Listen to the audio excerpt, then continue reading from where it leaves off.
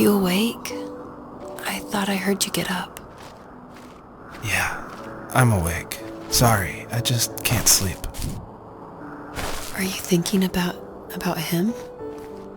Yeah, a bit. Usually get back to sleep, my love. I'm fine. No, it's okay. What else is on your mind? I don't know. It seems weird, but I had one of the most vivid dreams of my life. I saw a fox on a snowy mountain, just looking confused and worried. Those eyes. I can't get those eyes out of my head. She was running in the windy snow, looking for something. Do you think it has to do with you and what's been going on? I don't know. It was just a dream, Rachel. They're not meant to make sense. A lot's happened the past couple days, that's all. Well, if you're not going to sleep anyway, you should tell me. I want to hear. All right.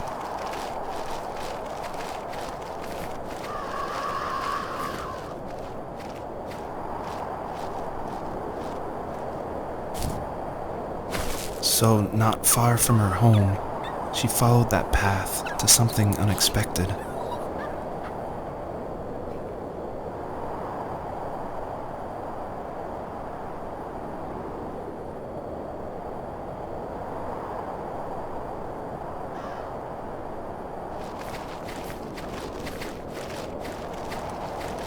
She couldn't stay, though.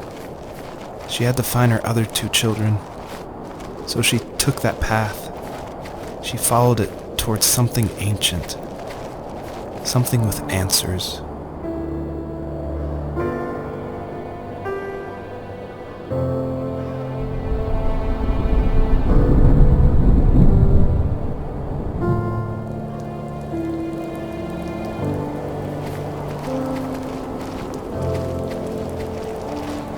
The fox looked high and low, searching for any sign of her cubs. Points of light showed the way to this ancient tree. It was as if each one had a story to tell, all their own. The land was trying to tell my story, too. I felt like I was right behind her the whole time.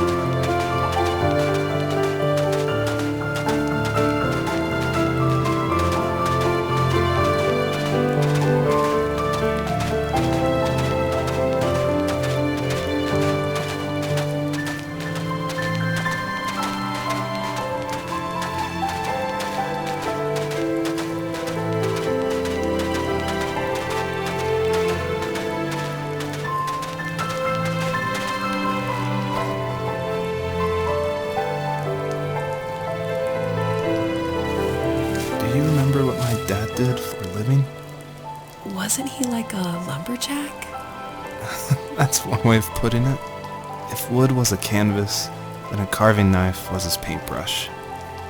Even after working a 50-hour week, even after his hands were more splinters than skin, he would bring home the nicest piece of Alaskan weeping cedar and make me toys. That wooden train was the first toy I can remember, and I loved it. I just knew from a young age I was going to be a lumberjack, like my father.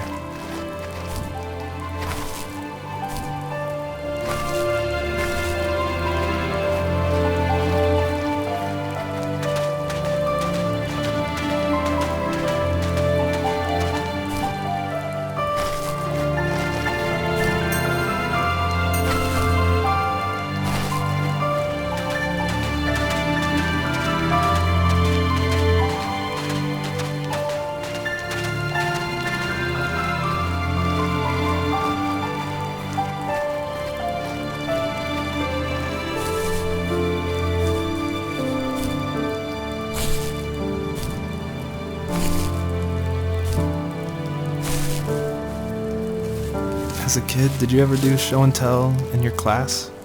Yeah, I think I only did it once, when I was in the 4th grade. You know how my life was around then.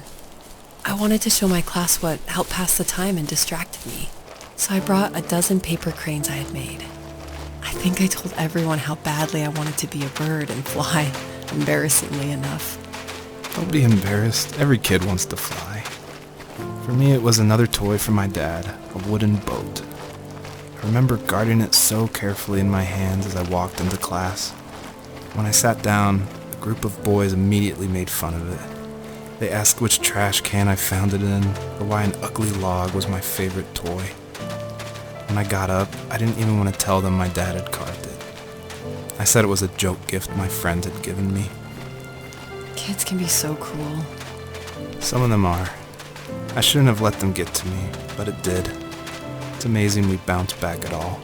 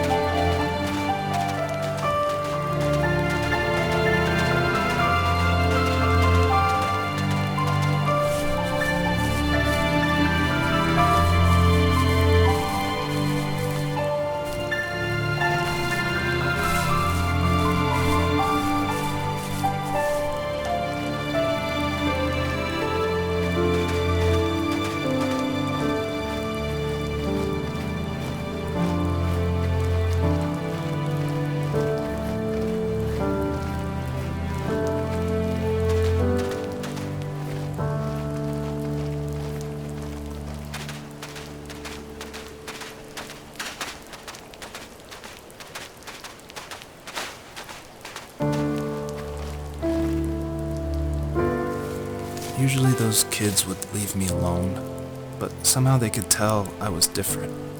They made fun of how far away I lived. They called my dad a sourdough. I was a blabbermouth as a kid, telling my dad stories I made up for hours. But after that show and tell, I didn't tell him much anymore. He didn't know exactly what was wrong, but his best guess was that the toys he carved weren't cool enough. He carved me a tank and tried to tell me what it was like to be in a real tank as a serviceman. I didn't know your dad was in the military. Yeah, in the army. The sad thing is that I've pretty much forgotten until just now. There's so much I still don't know about him. I'm sorry. He knows how much you love him. You're going to see him again soon and have some closure, I'm sure.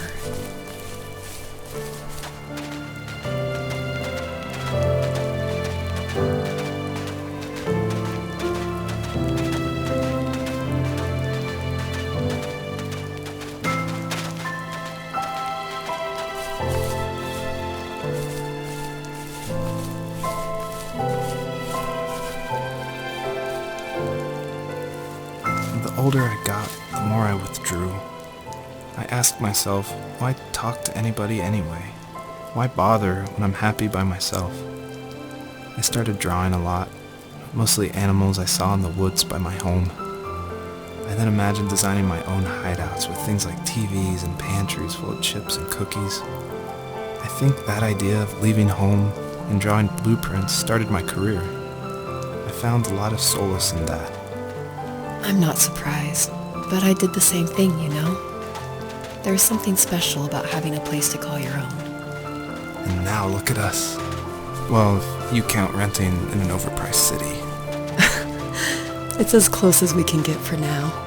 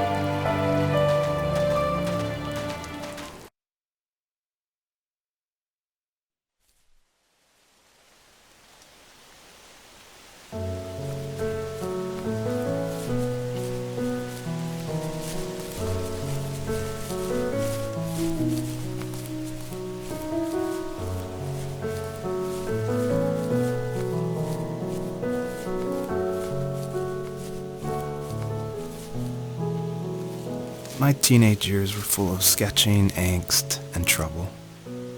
I wasn't popular or unpopular. Maybe just forgettable. I guess that gave me a sense of freedom. So I hung out with crazy kids, doing crazy things, even though I mostly just watched the chaos ensue. We did it all. Put fireworks in mailboxes, hide roadkill in people's garages, break windows of the barber shop in Anchorage. My dad was furious, but he was so busy working he couldn't do much to stop me from going out. I think being an adult means there's no one to stop you making hard decisions. He had to make a living, and he couldn't be in two places at once. Yeah, I realize that now. But at the time, I was sure he was more interested in growing his business than what was going on with me.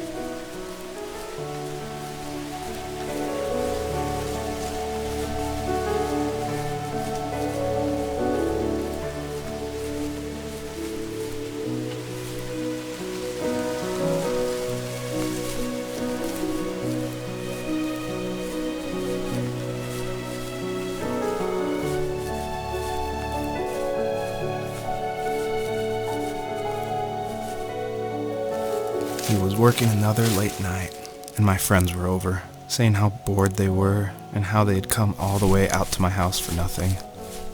One of them mentioned how that old, ugly beyond belief truck was still in the garage, and how we should take it for a spin. I was only 15, so I kind of fought it for a while. The next thing I knew, we were careening around the mountain path, rocks spitting onto the sides of the cliff, while my dad's cringeworthy bluegrass blared out the speakers. I drove while my friends were in the back of that yellow and purple truck, throwing beer bottles and trash at anything remotely interesting. Felt like I was soaring in the air with borrowed wings. But all good things have endings. A cop outside of Eagle River pulled us over after he saw us send a bottle rocket into someone's yard. What followed was a long night of talking to disappointed adults and feeling smaller than ever.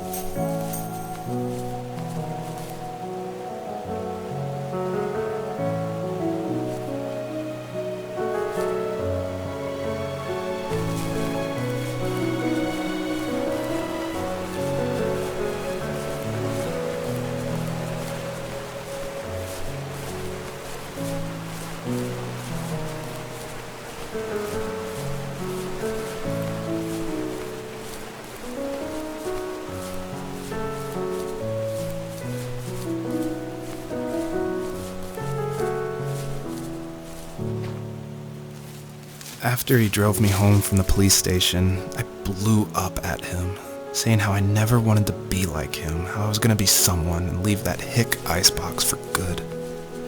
He just looked forward at the road with tired eyes. I took out that bluegrass tape from the cassette deck and chucked it out the window.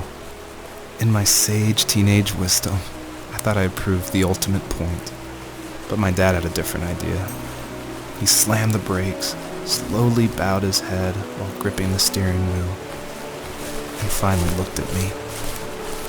All he said, like it was a polite request, was, "Make this right."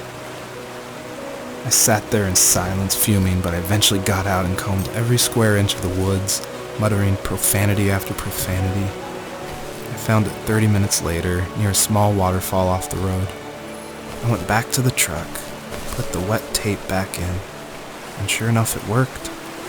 We didn't speak another word to each other the rest of the night. Wow, I knew you were a crazy teenager, but... It's hard to believe, isn't it? It surprises me too. It's like I didn't really know who that kid was back then. I bet my dad thought the same thing over and over. It's almost like he was saying, "Make this right," to himself, more than to me.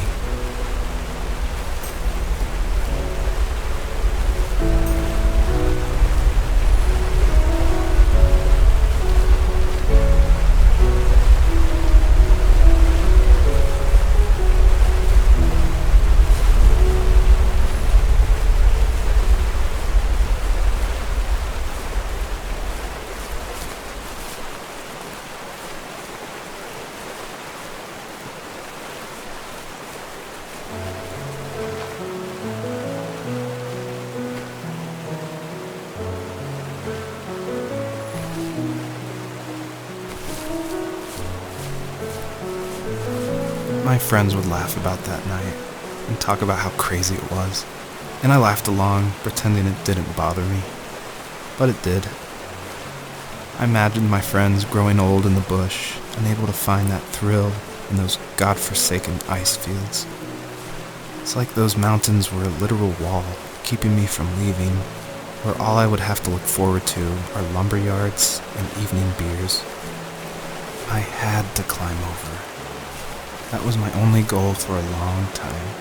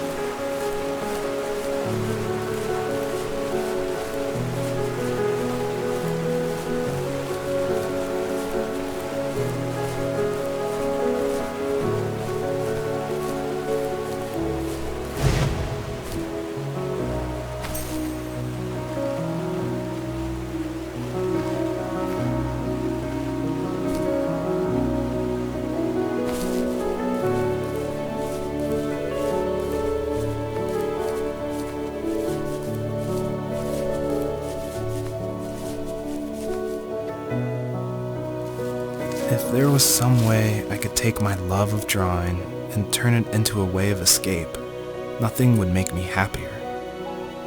I wanted to create instead of tearing trees down. I wanted to move to the lower 48, not because I hated it there in Alaska, but I hated the idea of it. It's like all of that spite inside me had created this monster which followed me around my whole teenage years. I put so much energy into doing what others didn't expect of me. Why did I do that? There's one fact you're forgetting, though. If you didn't have that fire in you, we probably would have never met. You're absolutely right. Maybe the destination is all that matters in the end. But then why am I awake? Why am I seeing this fox go on her journey? And why can't I stop thinking about my dad?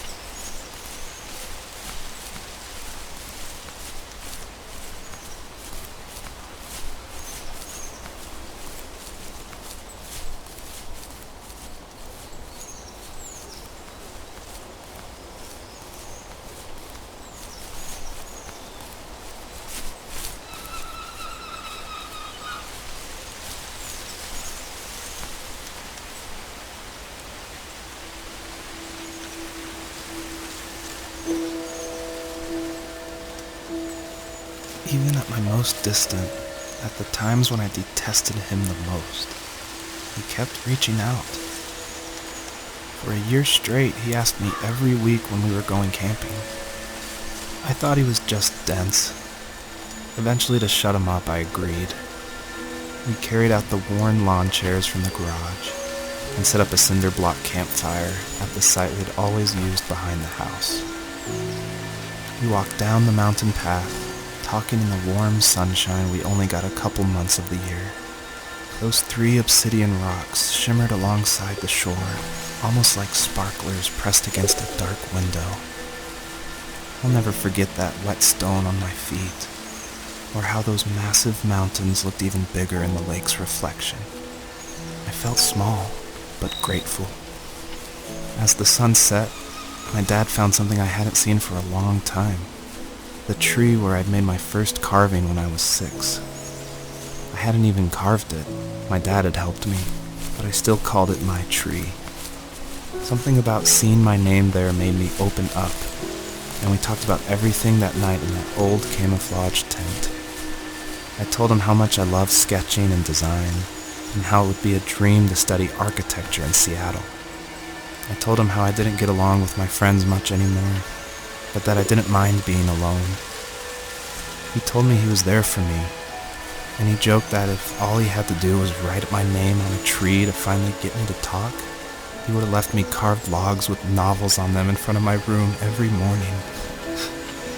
I don't know why it took me that long to realize it, but it was then I knew how much he had sacrificed for me.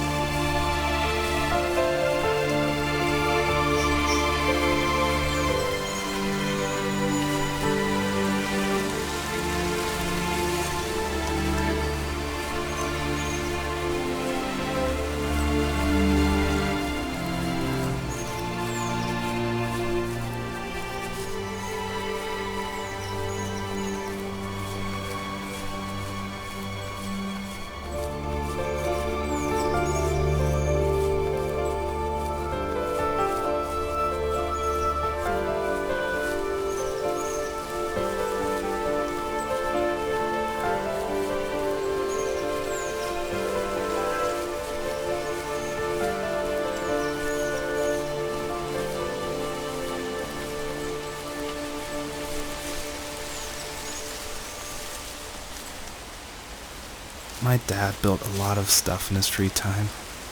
If he wasn't watching fly fishing or reading Tom Clancy novels, he was carving something.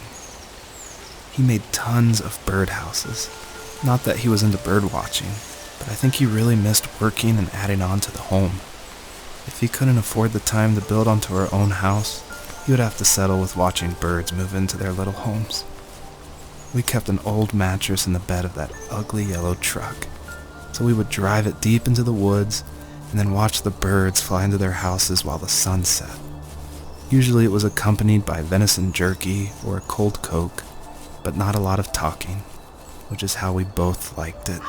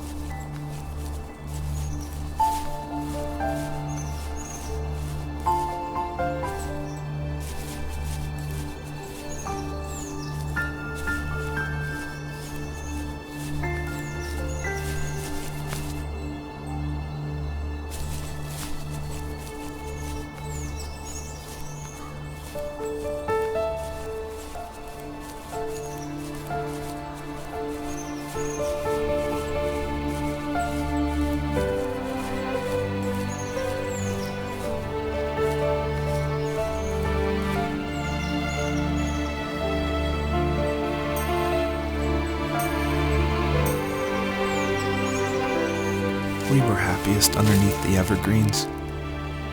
We decided it was time to finally map out the hundreds of acres we lived on just to pass the time during the summer. He was only free in the evenings, so I would spend the day wasting time on dial-up internet and sketching, and then we would rush into the woods, pen and map in hand, before evening fell. Sometimes the aurora borealis would cast a cold green glow on the mountainside, and we would finish our route underneath a twilight sky. Sometimes I was lonely during those summer days, but there was comfort in the routine.